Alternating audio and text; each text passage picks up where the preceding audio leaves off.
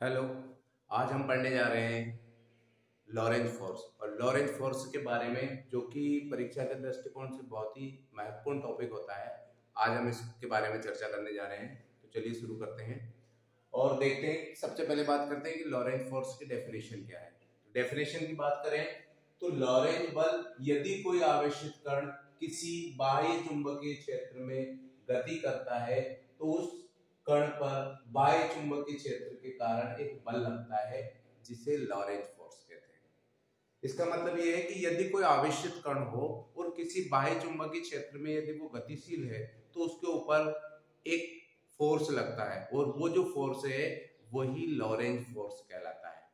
यहाँ पे हम लॉरेंज फोर्स क्या है, डेफिनेशन की बात कर ली, लॉरेंज फोर्स कैसे लगता है और लॉरेंज फोर्स का क्या परिमाण है, उन सब चीजों पर हम यहाँ पे चर्चा करेंगे। चलिए शुरू करते हैं और देखते हैं कि यहाँ पे जो लॉरेंज बल का परिमाण है वो 4 कारकों पे निर्भर करता है।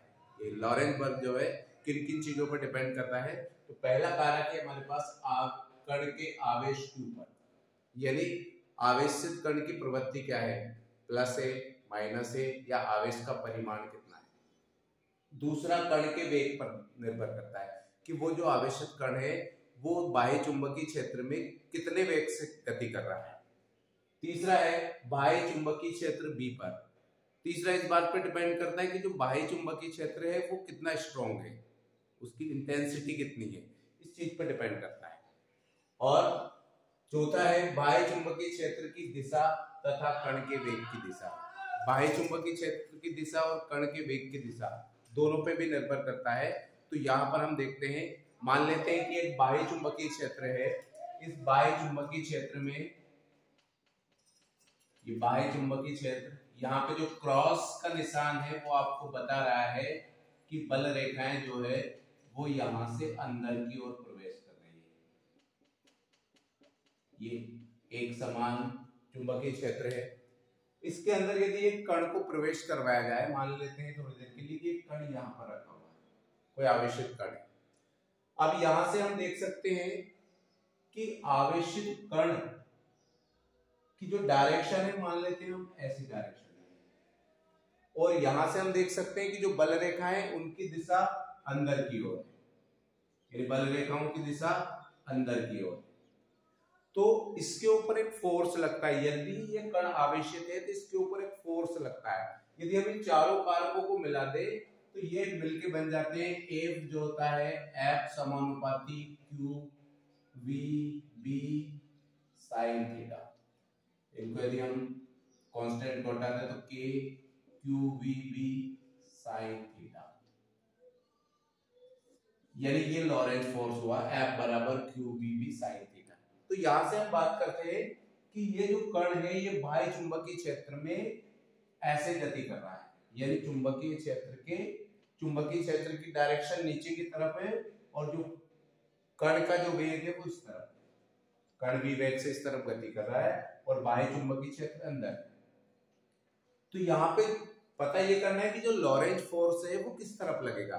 तो लॉरेंज फोर्स को पता करने के लिए फ्लेमिंग ने अपने बाएं हाथ का एक नियम दिया है, और उस नियम की बात करते हैं। इस नियम के अनुसार उन्होंने बताया है कि अपने बाएं हाथ को इस तरीके से फैला दीजिए। अंगूठा, तर्जनी तथा मध्यमा, तीनों उंगलियों को एक दूसरे के लंबवत कर दीजिए। आप देख पा रहे हो, तीनों उंगलियों को इस तरह एक दूसरे के लंबवत कर दिया। फिर आगे नियम में बताते हैं कि जो तर्जनी उंगली है वो आप बाह्य चुंबकीय क्षेत्र की दिशा में रखिए, यानी यहां से हम देख रहे हैं चुंबकीय क्षेत्र की दिशा इस तरफ है, यानी अंदर की ओर, और मध्यमा को आवेशित कण की दिशा में रखिए। यदि आवेशित कण की दिशा में होगा तो हम देख रहे हैं कि कण इस तरफ गति कर रहा है, तो आवेशित कण की दिशा में रखा तो ये दोनों उंगलियां हो गई, ये चुंबकीय क्षेत्र की दिशा प्रदर्शित करती है और ये कण के वेग की दिशा प्रदर्शित करती है। तो जो हमारा अंगूठा है, हमारा अंगूठा उस आवेशित कण पर लगने वाले बल के दिशा को प्रदर्शित करता है। तो यहां से देखिए चुंबकीय क्षेत्र की दिशा ऐसे और आवेशित कण के वेग की दिशा ऐसे, तो जो फोर्स की डायरेक्शन होगी, फोर्स की डायरेक्शन जो होगी वो ऊपर की ओर। यही लॉरेंज फोर्स है। और इस लॉरेंज फोर्स के कारण ही ये आवेशित कण बार बार जो है यहाँ पर एक फोर्स महसूस करता है, जिसके कारण ही ये आवेशित कण जो है इस तरीके से वृत्तीय मार्ग में गति करता है। यदि आवेशित कण की डायरेक्शन जो है वो चुंबकीय क्षेत्र के लंबवत हो तो वो फिर ऐसे वृत्तीय मार्ग में गति करता है। यहाँ पे इस बारे में भी हम समझेंगे। फ्लेमिंग के रूल से हमने देखा कि किस तरह फोर्स लगता है, तो यहाँ देखेंगे कि आवेशित कण की डायरेक्शन कब होगी या कण पर फोर्स कब लगेगा या कब नहीं लगेगा। तो बात करते हैं, सबसे पहले फार्मूले की बात करते हैं। फार्मूले के हिसाब से यदि हम देखें, यदि मान लेते हैं यदि v बराबर 0, v बराबर 0 इसका मतलब ये होगा कि यदि कण जो है वो विराम अवस्था में, यानी कण गतिशील नहीं है, तो v का मान हो गया 0। यहां से हम देख लेते हैं, तो f बराबर क्या हो जाएगा, मान रख देंगे तो 0 b sin थीटा, यानी पूरा कितना हो जाएगा 0। इसका मतलब यह है कि यदि कण गतिशील नहीं है तो उसके ऊपर कोई भी फोर्स नहीं लगेगा। फोर्स केवल कब लगेगा, जबकि कण गतिशील होगा। दूसरी कंडीशन पे विचार कर ले हम, यदि b बराबर 0, यानी बाह्य चुंबकीय क्षेत्र यदि 0 होगा, बाह्य चुंबकीय क्षेत्र 0 होगा, तो यहां से भी हम देखते हैं f बराबर b का मान रखेंगे तो ये पूरा भी हो जाएगा 0। इसका मतलब ये हुआ कि यदि बाह्य चुंबकीय क्षेत्र उपस्थित नहीं है तो भी कण पर कोई भी फोर्स नहीं लगेगा। तीसरी कंडीशन की बात कर लेते हैं, यदि थीटा बराबर 0 डिग्री, थीटा बराबर 0 डिग्री मतलब चुंबकीय क्षेत्र की डायरेक्शन भी ऐसे और कण भी ऐसे गति कर रहा है, तो यहां से यदि हम मान रख लेते हैं, तो यहां से आप देख लीजिए थीटा का मान, इसमें यदि साइन थीटा का मान 0 रखा तो साइन 0 का मान होता है 0, यानी ये फोर्स भी वापस कैसा हो जाएगा, F बराबर 0। यदि कण जो है वो चुंबकीय क्षेत्र की दिशा में गतिशील है तो भी उसके ऊपर कोई भी फोर्स नहीं लगता है। यदि थीटा बराबर 90 डिग्री, यानी चुंबकीय क्षेत्र की दिशा ऐसे और फोर्स की दिशा ऐसे, तो यहां से देख लेते हैं F बराबर हो जाएगा आपका QVB sin 90 डिग्री, और sin 90 का मान होता है 1। इसका मतलब ये हो गया कि F बराबर हो जाएगा आपका QVB, यानी जब आवेशित कण चुंबकीय क्षेत्र की दिशा के लंबवत होता है उस कंडीशन में उस पर अधिकतम फोर्स लगता है। तो ये बात हो गई कि कब फोर्स लगता है, और हमने फ्लेमिंग के लेफ्ट हैंड रूल से भी देखा कि कब फोर्स लगता है और किस डायरेक्शन में फोर्स लगता है। यदि यहाँ पर कण की दिशा ऐसे होती और चुंबकीय क्षेत्र ऐसा होता तो जो फोर्स है वो बाहर की तरफ लगता। तो यहाँ पर इस तरीके से कण यदि अब यहाँ पर फोर्स दिया तो यहाँ पर भी ऐसे होगा, फोर्स की डायरेक्शन ऐसे हो गया और कण ऐसे हो गया, तो बार बार जब फोर्स लगता है तो वो उसको एक वृत्ताकार मार्ग में घुमाता रहता है। अब देखिए कि कोई कण वृत्ताकार मार्ग में जैसे गति करता है, तो वृत्ताकार मार्ग में गति करने के लिए उसे एक आवश्यक अभिकेंद्री बल चाहिए, और वो आवश्यक अभिकेंद्री बल कहाँ से प्राप्त हो रहा है ये हमें पता होना चाहिए।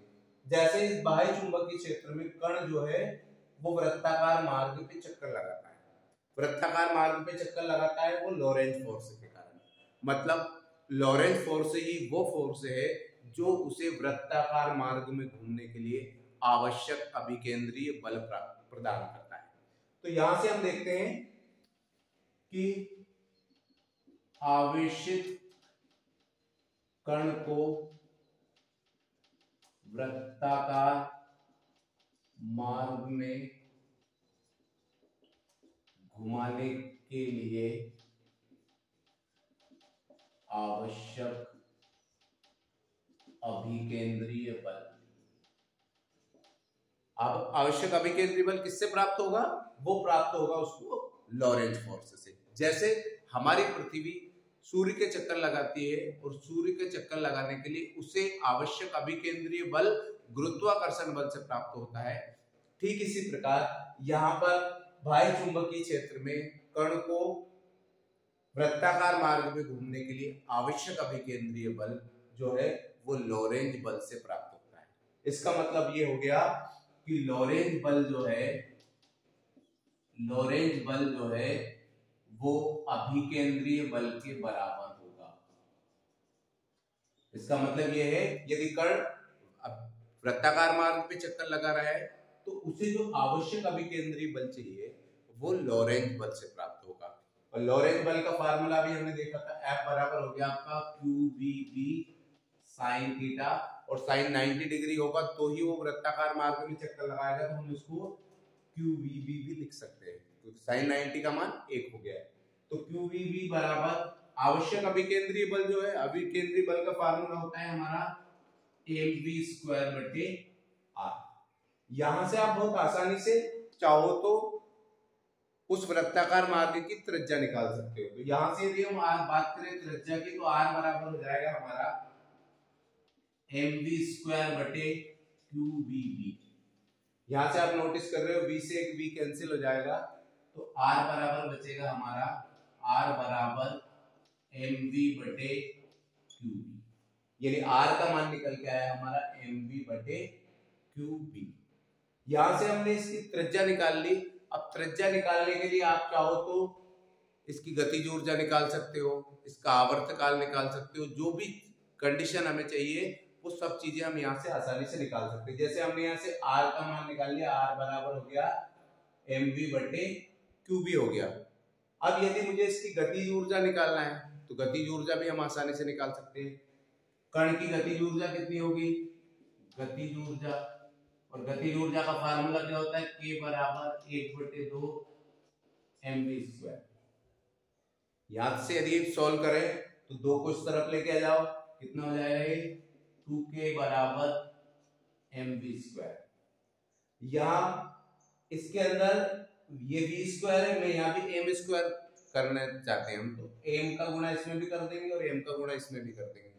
तो ये हो जाएगा आपका m से गुणा करने पर ये हो जाएगा आपका 2km बराबर m²v²। यहां से m²v² हो गया।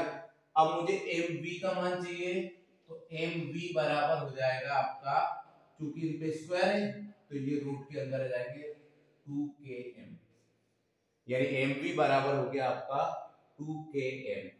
यहां से भी आप चाहो तो त्रिज्या निकाल सकते हो और त्रिज्या हो जाएगी आपकी √2km/qb।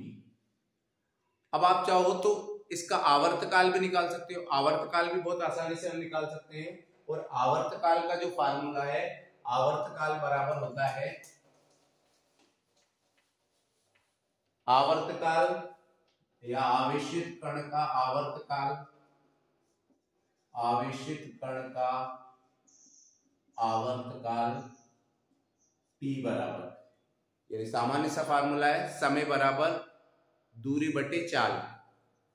तो दूरी यानी ये कोई आवेशित कण यदि एक चक्कर लगा देता है वृत्ताकार मार्ग पर तो उसकी जो दूरी तय की वो दूरी कितनी होगी, उस वृत्ताकार मार्ग की परिधि के बराबर, यानी t बराबर हो जाएगा, दूरी पे हो जाएगा आपका 2πr, और किस वेग से चल रहा है वो v वेग से चल रहा है, तो ये हो गया आपका v। यहां से आप चाहो तो मान रख सकते हो 2π, r का मान आप चाहो तो रख सकते हो, r बराबर हो गया आपका mv/qb हो गया। ये मान रख सकते हैं हम mv/qb इंटू v, तो v से ये v कैंसिल हो जाएगा तो t का मान निकल के आया हमारा 2πm/qb, यानी t का मान निकल गया है 2πm/qb। इसी तरीके से हम ये जो आवेशित कण है इसकी आवृत्ति भी निकाल सकते हैं। वो आवृत्ति जो है, आवृत्ति बराबर होगा आपका आवृत्ति 1/f, आवृत्ति f बराबर 1/t, तो ये हो जाएगा आपका 1/t बराबर qb/2πf। तो यहां से बहुत आसानी से हमने निकाला कि कोई आवेशित कण यदि किसी चुंबकीय क्षेत्र में गतिशील होता है तो उसके ऊपर एक फोर्स लगता है और उसी फोर्स के कारण जो है वो कण उस चुंबकीय क्षेत्र में वृत्ताकार मार्ग पर गति करता है। आगे भी इसी तरह के वीडियो देखने के लिए